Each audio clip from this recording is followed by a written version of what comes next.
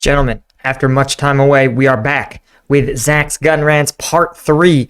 Let's get into it. More weird weapons, more problematic engineering. Let's go. Trapezoidal looking part right there. The part in between the trigger and hand holder. Yeah, I would assume that's where the shell cases would come out of if this was truly based on a P90. But since it's basically just the magazine that's based on the P90, it's kind of odd that the shell cases come out of there. Also, I don't think that bolt would be able to move back far enough in order for the shell cases to come out. Oh yeah, he's right. And what he's talking about is the fact that something has to chamber every round. It has to be cyclic, right? So something has to push that bullet into place, or I guess you can't really pull it into place. You have to push it into place, right? And then have a firing pin drop. And so that means you need something on the back end that is at least the length of the bullet itself in order for it to cycle back, grab the bullet, and put it into place. I guess if you had like some sort of hook that could like slide back, pop out, push it forward, and then retract, but I don't know how you would do that. So this is either a marvel of engineering or just some person who didn't really think it through and just wanted to make a cool sci-fi, well, not a ray gun, but, a cool sci-fi gun. Guys, I wanted to thank today's video sponsor, Extra. When I graduated college, I had the cash for a used car, but I took out a car loan anyway because I needed something in my credit history. Over the next few years, I spent hundreds of dollars in interest payments just to make sure I had a credit history. Today, over 100 million Americans don't have or can't get a credit card, but there's not that many affordable alternatives to build out your credit score. That's where Extra comes in. Extra is the debit card that lets you build out your credit history all while earning rewards. It's simple. Users connect Extra to a bank account and Extra spots them for everyday purchases. Extra auto-pays themselves the next business day, and at the end of the month, Extra totals up the purchases and sends them to the credit bureaus. Extra also offers reward points that you can redeem for things from AirPods to gift cards. There's no credit checks and no interest. So sign up for Extra at extra.app/combatveteran and join the over 125,000 others and build out your credit history with a debit card. Yes, a debit card. And thanks again to Extra for sponsoring today's video. But now I'm just getting nitpicky. Also, if this was actually based on a P90, that magazine would be 50 rounds. I don't know why it's 21, probably because the bullets are bigger. They had to make room for the part of the gun that shoots bullets out the wrong way. Yeah, that shoots the shell. They had to actually, oh, you know what I just thought of? That weird trapezoidal thing at the bottom? Yes. That's actually where the empty shells are stored. So when you fire the gun, the shell casings disappear, and this thing dispenses empty shell casings out the side of the gun. Is that a real fact? No, that's... I mean, here's what's interesting is that in a tactical environment, leaving spent shell casings can be a huge problem because if you can find these spent shell casings, you can actually get a handle on what weapon fired them, where they were made, and sometimes even get more precise than that, pull off fingerprints, for example. So if you wanted to have a difficult to trace firearm, you would actually want to use something that doesn't leave spent shell casings like a revolver. Of course, the bullets themselves are not as easily recoverable, and so you can still discern if it is a common caliber in cartridge. You could still discern what type of weapon fired the rounds based on the bullets if you can recover them. But again, if your goal is to thwart enemy intelligence gathering, that's a really effective means to do so. I just made that up. You had me going. Yeah, you have to replace the magazine with the actual ammunition, and then you have to replace the magazine that has the fake ammunition in it. This is the futuristic guns. They don't want you to leave brass lying around. Picking it up by hand is so tedious, so they collect it in the area there. I mean, there are actually brass catchers that go on guns. That is a real thing. Mm-hmm. Are they often built into the gun? No, usually they're not. We'll go to the anti-material rifle. Sure, why not? So it's based on the PGM Hecate or Hectate, I can never remember how to pronounce it, which is a bolt-action 50 caliber anti-material rifle. Ah, so it's not full auto, obviously. It's not even semi-auto. No, it's bolt-action. Yeah, it's a French anti-material rifle, which I don't know if you noticed, but we ain't in France. Right. That explains why it's so rare, though. I mean, I suppose it's possible that somehow one or two of them ended up in the wasteland, but it seems like everybody in the NCR has this thing. Yeah, does a lot of damage, very slow reload speed, you know. What sniper rifle do you So here's what I'm going to point out. When he's talking about an anti-material rifle, this is a rifle designed to deal damage to, material. Usually vehicles is what they're talking about. And it's meant to penetrate into engine blocks, meant to break through light armor. And the reason is because under the Geneva Convention, certain calibers of bullet are not legal unless they're used against material, against vehicles. So that's why you have to sometimes call things an anti-material rifle when really what you want is the ability to have an extremely long traveling round that still maintains a pretty high level of lethality. Now, there is actually a significant history of this. I know you're thinking, wow, a 50 caliber bullet wouldn't actually be that effective against, say, a tank. And you'd pretty much be right. But in World War II, for example, the Soviets manufactured an extremely basic anti-tank rifle that was meant to do exactly this. Fire a 50 caliber round that could hopefully penetrate tanks' armor, especially lighter side or rear armor, and then would deal at least damage to, say, an engine or cause casualties inside the tank, just something. But it was meant to be cheap, light, man-portable, and effective, though it was never going to be as effective as a dedicated anti-tank rocket launcher or some sort of guided munition, some sort of explosive munition. But this is where these sort of sniper rifles come into play. you think they would have instead? The Barrett 50 cal sniper rifle. They could have just made a bolt action 50 cal sniper rifle. I suspect the reason they chose this one is because it's a somewhat futuristic looking bolt action. It does look very interesting. Mm-hmm. It does have a very commanding presence for a bolt action rifle in this game. And I suspect the reason it's in here is because of how it looks. It's got that long fuck you barrel on it. It's got a long barrel on it. It's got a big old frickin' like tanker muzzle brake on the end of it. It is a very commanding looking gun. I feel like the magazine is a little bit too short for a 50 cal, but we'll gloss over that. I've always been a fan of bolt action rifles. There are other types like the lever action and semi-auto rifles, but I feel like the tactile feel of the bolt action. Oh, it's so satisfying. If a bolt action is well made, it is incredibly satisfying to run the action on one of those. Mm-hmm. I will agree with you on that one. Bolt actions can be very satisfying to use, but they're kind of outdated. It's not good for combat because it can't spit lead. Yeah, pretty much. One of the reasons that people tended to get, the reasons bolt-action rifles are still in operation, even in militaries, is because the kinetic energy of the discharge, the cartridge, right, is what pushes that bullet up to its velocity when it leaves the barrel. Once it leaves the barrel, it's pretty much not getting more kinetic energy. It's just expending kinetic energy to overcome friction and to drive forward.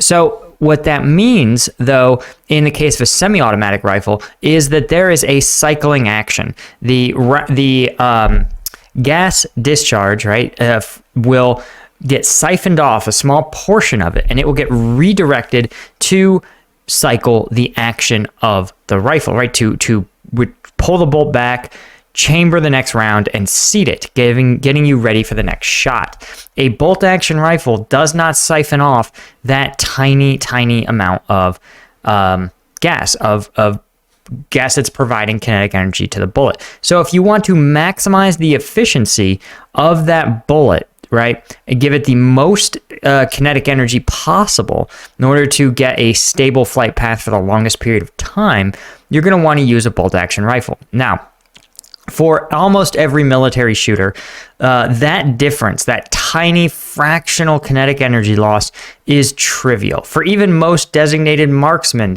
and even most snipers at most of the distances they would operate, that little extra kinetic energy won't make a difference. For the top tier, though, the greatest tier of military marksmen, military snipers, that will make a difference. I believe it probably also makes a difference to competitive shooters. But again, bolt action. It's just, is it outdated for most military applications? I think the answer is probably yes. The assault carbine. This is the same thing that you got. Yeah, the M16A2. So the assault carbine in this game is not based on an M16A2. It's more likely based on a... Like a Colt. The A4, because the barrel is shorter? Kind of like the XM177 or the GAU-5A. What are the distinguishing features? Basically, it's a short-barreled M16A1. Oh, yeah, look at that. It's got the dumb forward assist. It's got the can't carry handle. Huh, okay. But this one's interesting It's even got the straight 20-round magazine. because it does have the forward assist and a brass deflector on it. But it has the little collapsible stock from the 177 or the GAU-5A. If we're gonna oversimplify it, it's pretty much based on the M16. Yes, it's an AR-15 receiver with a collapsible stock and a shorter barrel on it. I don't really know why the game is like, oh, this is 5mm instead of saying that it's 5.56 because that's what caliber it actually would be. Right. But the game says it's in 5mm. It's just for gameplay purposes. They made gameplay worse by not making it 5.56 because there's 5.56 ammo everywhere. Yeah, that's true. I'm not really sure why they made this one a different caliber. It would be in the exact same caliber as the service rifle. Yeah, this is obviously, we've talked about this in other videos, but one of the tremendous advantages that NATO confers is standardization of parts of a lot of things. There's a standard NATO means of communicating with aircraft. There are standard NATO magazines. There are standard NATO rounds for rifles, artillery, lots and lots of things. And the reason that's such an advantage is because it allows interoperability at a unit level. So a U.S. forward supply base could outfit for example, French infantry battalion, and that's, or at least for so many of the basic supplies. And so that it means that in the case of a battlefield or a post-apocalyptic environment, the country in which there would either be the two combatants' standardized loadouts. So you might see half 5.45, half 5.56, for example, 5.45 being a Warsaw Pact block standard assault rifle round after about 1970. And then you have, of course, you'd have like the NATO 5.56. That would be if you were in a post-apocalyptic battlefield where the two sides had met and you'd see about a 50-50 split. In contrast, if you're in a post-apocalyptic, say, America like this, right, you would have well, think about modern America, right? What would be the most common rounds you would see? You would see 5.56 because those are an extremely commonly produced and commonly purchased round. You would see probably common hunting rounds like 30-06.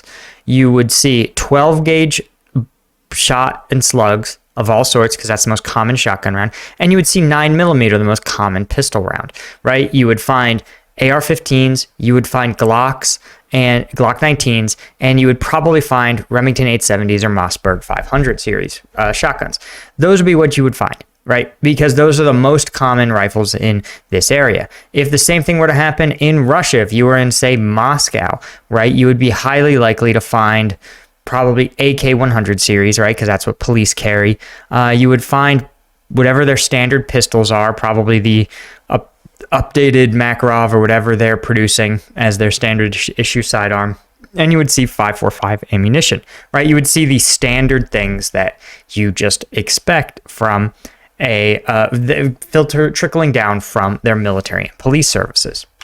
Battle rifle! It's an M1 Garand! Oh, not exactly That's why it's funny to see things like the Styrog, where they don't exist in any quantity in the United States. They won't exist in any quantity in the Eastern Bloc. They basically, outside of like Vienna and Sydney, you probably would never see. battle rifle. A battle-worn rifle, perhaps? Technically, the M1 Garand would be considered a battle rifle if you go by like weapon designation standards. Yeah, it's a battle rifle. A battle rifle is technically a rifle that's in like a 30 caliber cartridge, and generally battle rifles are semi-automatic, though there are full auto versions of battle rifles. The M16 would not be considered a battle rifle. The M16 would be considered an assault rifle by military standards. Yes, this is one of these things that man, people get worked up about in the comments. An assault rifle is a doctrinal rifle. It is characterized by three things: a detachable box magazine, a mid-sized round, and a shorter barrel, right? And the reason that is called an assault rifle is because after World War II, they found that there was a doctrinal need. Most engagements happened inside of 300 meters, so shorter barrels, that would only be accurate out to 300 meters were all that were really necessary. They found that the burden of carrying a heavy cartridge didn't really confer additional lethality, especially again when you're talking about engagements inside of 300 meters, so it was pointless to carry such a heavy round. And of course, the detachable box magazine would allow, right, the service member to fire at a greater volume, which they could do because it was a smaller round. They could carry more of it, right, a la the BAR or the Thompson. And so they took all those innovations, integrated them into the assault rifle. Right, a battle rifle, in contrast, is going to probably not have. So that I think is squishier, but it has a full rifle length barrel and shoots a full rifle length cartridge. So the M1 Garand is definitely a battle rifle because it is also not detachable box magazine fed. It's fed through a stripper clip. For example, the FAL, is the FAL a battle rifle or an assault rifle? I would argue that it's probably a battle rifle because it has a rifle length barrel. It's not the shortened barrel of the M16 or the AK-47. But I think that's up for debate, and I'm curious to know what the gun experts in the comments think. For some reason, I thought it was bolt action or something. Nope. The M1 Garand is a semi-auto rifle. It was used in World War II. I think it was technically used in the Korean War, though I'm pretty sure the M14 was around by then. Mm-hmm. It does give that really satisfying ping that I love so much. Yeah, it's basically an M1 Garand. I feel like they did a pretty good job modeling this gun in this game. Mm-hmm. It does feel like it might be a little too short if I'm going to be nitpicky. It does feel like it might be a little bit too short, and also the bolt is, when you're using it in first person, this area right down in here, the bolt should be seated just in front of the front sight. That area is like wrong. It shouldn't look exactly like that, but whatever. Feels like rainwater could get trapped in that pit. Yeah, it doesn't actually look like that in real life. It's much more flush. The brush gun. Not familiar with this. Brush gun is a weird name. Yeah, I don't know what this is. It's called the brush gun because you're using it when you're walking through the brush. I would have guessed as much. Yeah. I'm pretty sure that the brush gun is based on a Marlin 336. I don't know if it's a bug or an oversight, but you can interrupt the lever animation by just tapping the trigger as fast as possible. And the gun just teleports down to the last point it was aiming on the screen. I don't know a whole lot about the Marlin 336. I apologize for that. It didn't get invited to your tea parties? Nah. So I'm curious, what would make it a gun to be used in the brush? I think of the brush, lever action. I'm thinking they're referring to maybe like the African savanna brush, that it's a hunter's rifle. But what's curious is that the brush is characterized by low visibility, right? Tall grasses mean that it's easy to stumble into a problem or a wildlife that you weren't expecting. And obviously, surprising dangerous wildlife is a bad decision and will produce potentially some very bad outcomes. So you would want a rifle that can quickly deliver a lot of lead into something that you may have startled and may be attacking. I never invited it to my tea parties. But I find it kind of funny that it has like one of the super adjustable diopter rear sight. That's kind of neat. Those are actually things that existed like in cowboy times. And then they still left the rear sight on the barrel, so that's kind of fun. Oh, so you see through three sights. Yeah, you're looking through three sights. Diopter sights are really good for target shooting, less good for hunting shooting. Well, like this kind of diopter rear sight, anyway. So, cowboy repeater. I don't actually know anything about diopter sights, but I do know that for iron sight shooting, they are considered the best. It's the exact same thing. Lever action. No, this one is actually based on... let me look at the outside of this gun. This one is based on the Winchester 1892 lever-action rifle. When Columbus sailed the ocean blue. The Winchester... Okay, I'm pretty fascinated, honestly, by this elevation system. And elevation, of course, is going to help you adjust the up and down angle of the rifle in order to shoot targets at greater distances, right? Bullets, while they appear to go straight in most video games, at distances they still travel in an arc. And so if you want to get that arc to project further out, you need to increase the muzzle rise on the barrel, or the angle of the barrel. And so a sight, right, an adjustable sight will help you instinctively look down the barrel and adjust it so that your sight picture will be up here. So if you want to hit a target 300 meters away out here, you want to look this way to your target. This isn't helping. You want to look this way to your target, and then you want the round to exit, go up, and come back down. Winchester 1892 was designed by, once again, John Moses Browning. Oh no. Go figure. Winchester wanted him to design like a new lever-action rifle. Mm-hmm. And they were like, oh, well, we'll give you like 6 months to design this thing. We want it to be in this caliber, and we want it to hold like X amount of rounds, yada, yada. Did they not have teams work on this? It's just one dude? Back in the day, it was pretty much just like one guy would work on like new designs. Anyway, they told him, Yeah, this is what's interesting is that the 1880s to like the 1920s was the golden age of like the tinkerer, right? You had people like Thomas Edison, Nikola Tesla, John Moses Browning. These were individuals with really strong vision, and they were some of the first people who had access to information and the tools to make something in-house. The Wright brothers are another great example, right? They weren't part of an elaborate R&D team. They relied on themselves and the use of machine tools, advanced machine tools, to create their designs, as well as probably relying on like some mathematics and that sort of thing. It's interesting because it seems like these things sort of go in cycles, right? You think 15 years ago, you had people like Mark Zuckerberg making Facebook. You had Sean Parker and Napster. These are guys who were out there doing the same thing. Individuals with the power of code and automation, creating new products and revolutionary new ideas.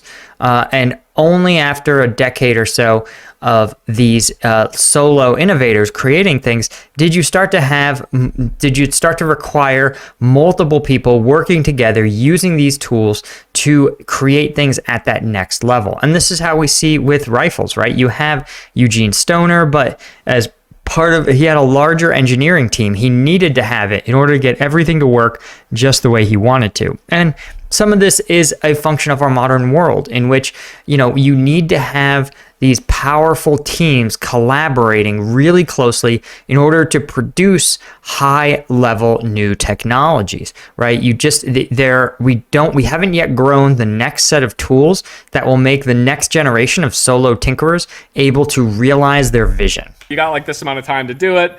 John Browning designed this. But I think this is how these things work, right? You have teams build tools that visionary individuals can then exploit and utilize to create their vision. And then when they've created these new visions, it takes teams doing the same thing with the same tools to build more elaborate visions. Think of it like the difference between making an indie game with a cool, powerful new engine and the power of a whole AAA studio making games. This rifle, from him having the first thought about it to having a functioning prototype, was 30 days.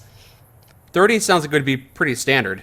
No, it takes a long time to design a gun. I don't know. It doesn't seem impressive to me. Most guns, it probably takes upwards of a year. That's in the modern era. Well, what corners did he cut to make this? He didn't cut any corners. That's the thing. It works incredibly well. John Browning was just that good at designing weapons.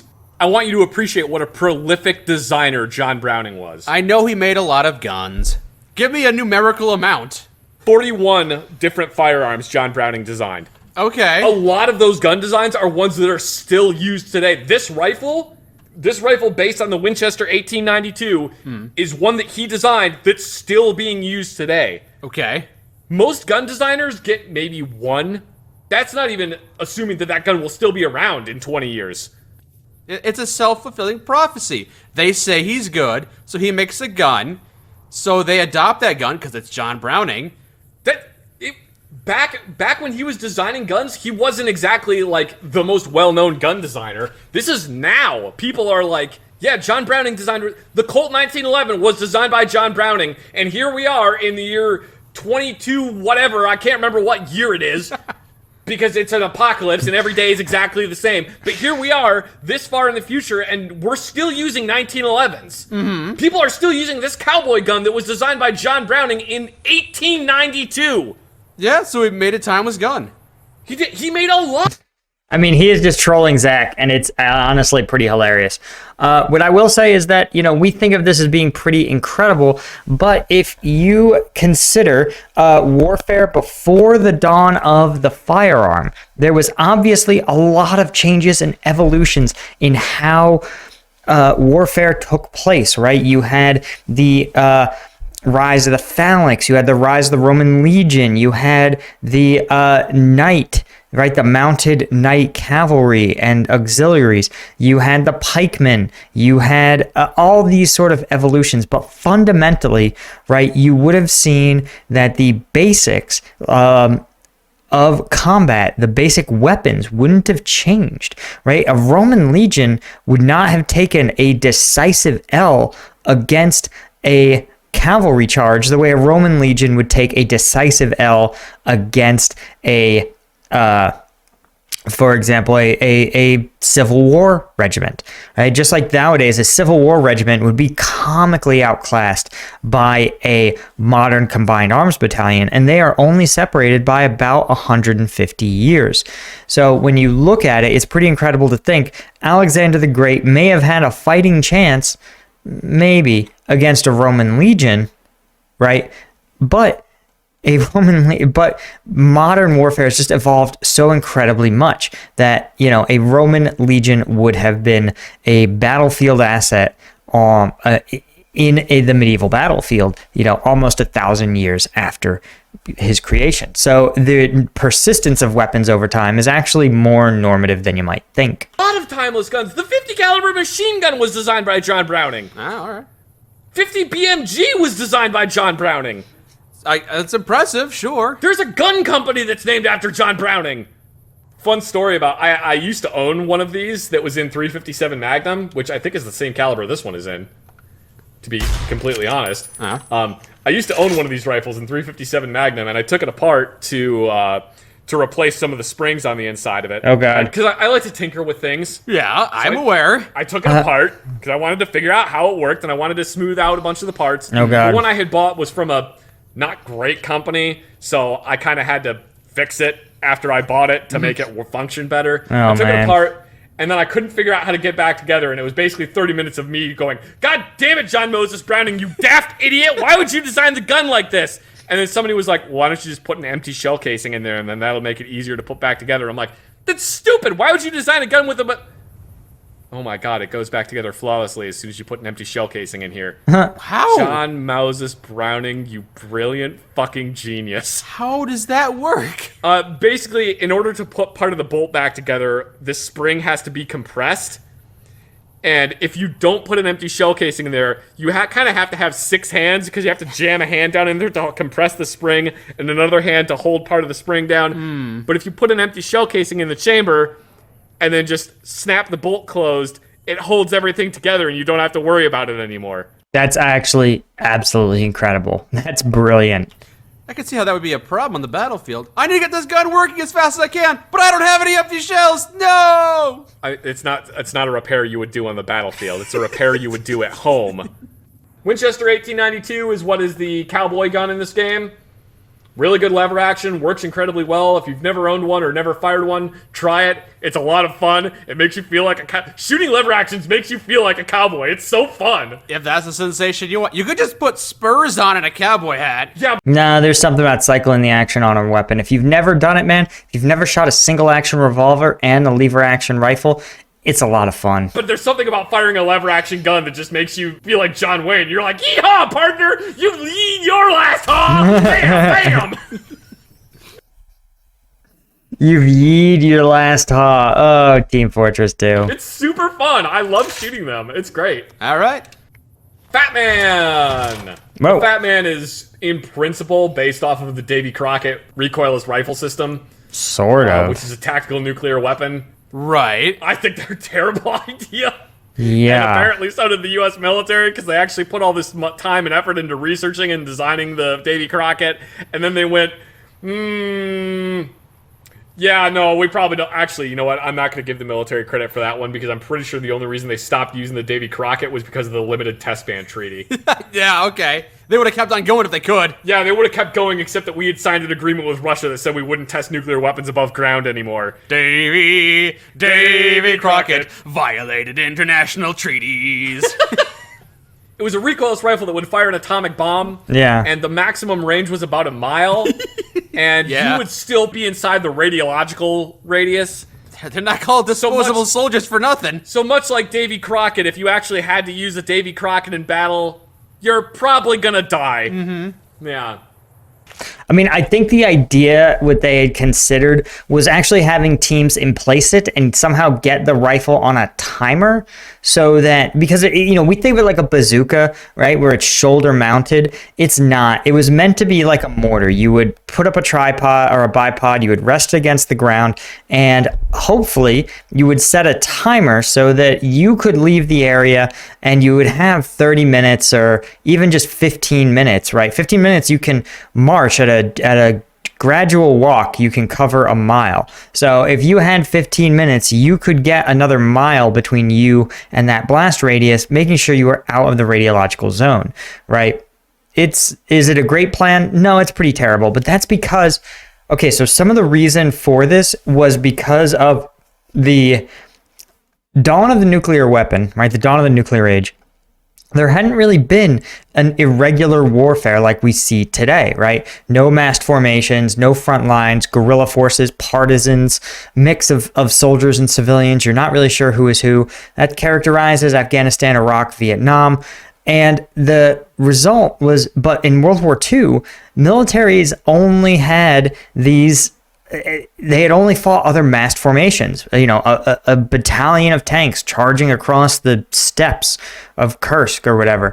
And the problem with this is that nuclear weapons make these things irrelevant. If you believe a nuclear weapon, right, nowadays we think that, oh, nuclear weapons are unusable. They're so cruel, vicious weapons of war.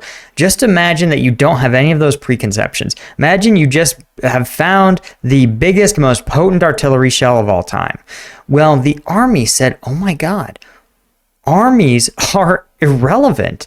Who needs a mass formation of tanks? Who needs an entire battalion of artillery when one airplane carrying one bomb can just drop this on an enemy army and exterminate them entirely? And so the Army desperately tried to find its own way to implement these new atomic weapons to stay relevant in the atomic age. Of course, once they rolled out things like the Limited Test Ban Treaty, and other nuclear weapons arms control treaties, right? Then you ended up in this situation where, in fact, the nuclear weapons were the highest order of military magnitude that you could do. They were the top tier, and that every other escalation of military force was below that. And so the Army has actually found a considerable role, and even the Air Force, instead of becoming just nuclear weapon delivery boys, have also found themselves in another role. It's really fascinating, given that we have weapons, to know that most industrial countries, they have weapons sufficient to exterminate their enemies at the drop of a hat, but they choose not to use them because of what they assume would be a phenomenal international backlash. Hunting rifle, I've talked about this one before. It's based on a Mauser short action, bolt action rifle. Pretty dang rusty. Actually kind of disappointed in myself that I just shot that, because I think the thing will explode if I try to do it one more time. So just for safety's sake, we won't shoot this one anymore. This one kind of looks like it was made in someone's garage, if I'm being completely honest. Which it is a post-apocalypse, so that's more than likely. Yeah, it's still a step above a pipe gun. Yeah, I would rather have this than a pipe gun, I think. So what I will say is the DIY firearms world, if you want something really fascinating, look up Khyber Pass copies. And that's because in Afghanistan's Khyber Pass, there is a legendary and extremely high volume counterfeit arms industry. This is workshops that produce copies of other arms that they encounter. And this is common because armies would pass through the Khyber Pass because it's the only way through the Hindu Kush, and they would pass through, right? And the locals would want copies of the army's weapons, right? The British, the Soviets, the Americans, and so you would have these metalsmiths in this region get their hands on, say, an AK-47 or an AK-74 or a Mosin Nagant or a British Enfield, and then they would reverse engineer it in a very sort of DIY sense with probably substandard materials, some standard craftsmanship. They look wrong. They look not right, but they are still able to work pretty effectively. So it's pretty incredible, and they're called Khyber Pass copies. By work, I mean they will shoot at least once most of the time. You're not going to catch me replacing my spec manufactured, M4 with a Khyber Pass copy. The lever action shotgun is based on the Winchester 1897? No, Winchester 1887. Lever action shotgun's based on the Winchester 1887 shotgun. Winchester 1997. No, Winchester 1897. This also really tells you, looking at all these old iconic firearms, how firearms evolution seems in some ways like it's really slowed down for everyone but the tactical carbine crew. Tactical carbine crew, right? Super advanced, Picatinny rails, aftermarket scopes, optics, etc., But normie folks, right? Like there's no improved hunting shotgun. There's no improved, hunting rifle, and not that I have seen. And some of it may be due to regulation, right? The government is pretty strict about how hunting rifles and hunting shotguns are supposed to operate. And so it may actually be that they are prohibited from becoming more advanced and lethal because it's seen as either unfair or too dangerous to have in the hands of the general public, or to have them hunting with it. No, 1887!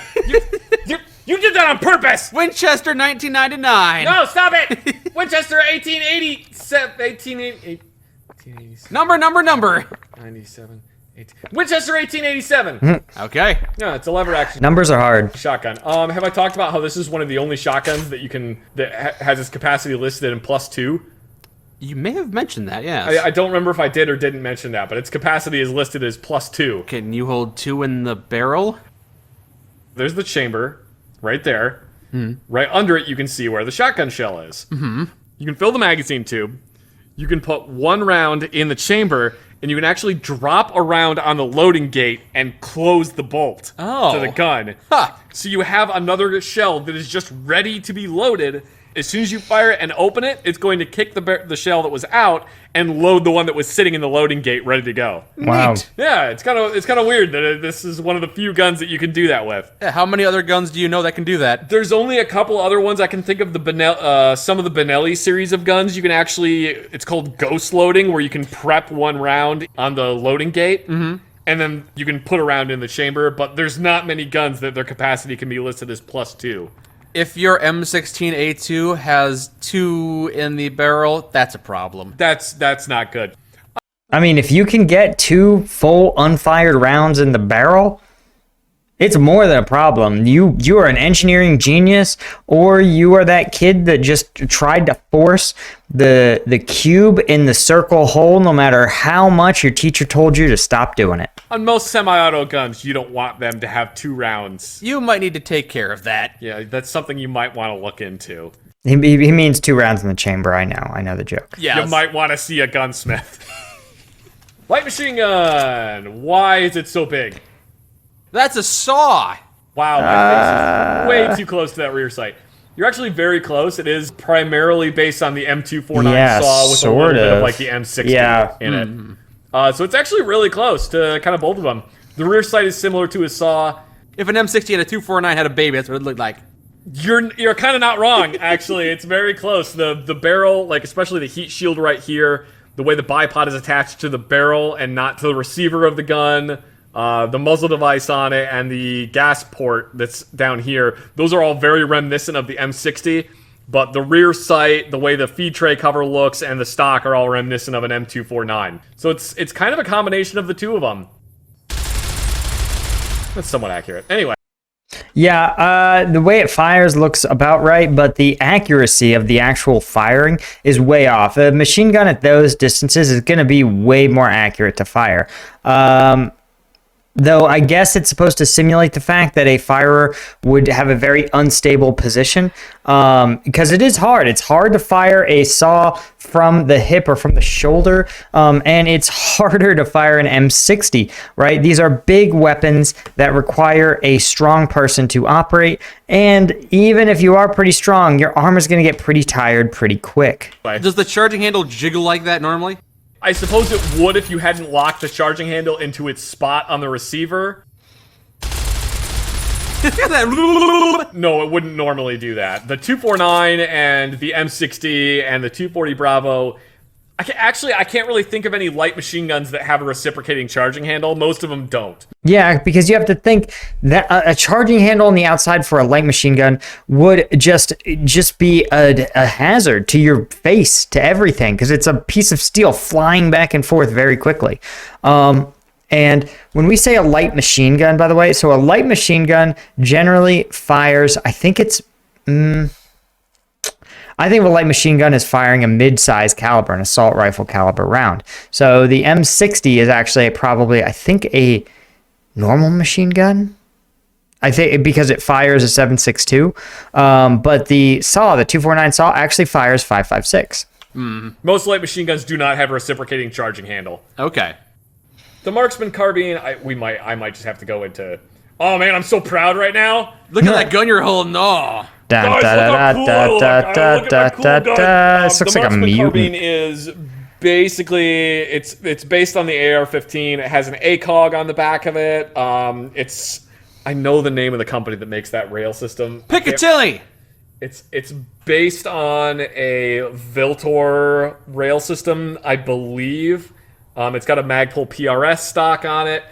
This is really, really, really detailed accessories. Oddly, the magazine is like one of the 7.62 magazines, and for some reason the charging handle is sticking out of the bolt on the side of it, which is not at all how it would actually work.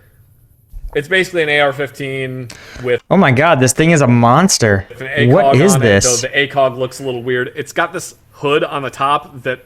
The shark fin. My guess is originally they were planning on having that be a red dot, and then they realized they couldn't implement having both a red dot and a scope on it and being able to switch immediately which one it was. So instead of redesigning the entire model, they just cover it up, make it black. Because if you outright removed it, it would be a weight difference. No, like in the game when they made the model for this. Oh. Yeah, that's actually really would be hard to program, to have the same field of view with a big magnified scope and an unmagnified holo sight. All right, guys, I think we got to pause it right there. We're already at 42 minutes. So, and there's still plenty of gun ranting to be done. But this has been some surreal guns with some surreal design choices. But nonetheless, I think we got to see both the pinnacle of real-world gun design in John Moses Browning and the bottom of gun design, which is guns designed by computer programmers. Anyway, guys, thank you so much for joining me. If you want access to some exclusive content, Patreon is the place, right? I want to thank our Lieutenant tier patrons, Cole Foster, Command Unit, Caffeinated, Jakob Flavius, Chris, Dr. Shadow Cop, Portal World, Time, Brandon Armitage, Tell Ruin, and Astro Hunter. If you want to join them, get access to exclusive rooms on the Discord, and get access to exclusive videos on the Patreon, go to patreon.com/combatvetpaul. Link is in the description. And until next time, I'll see you guys later.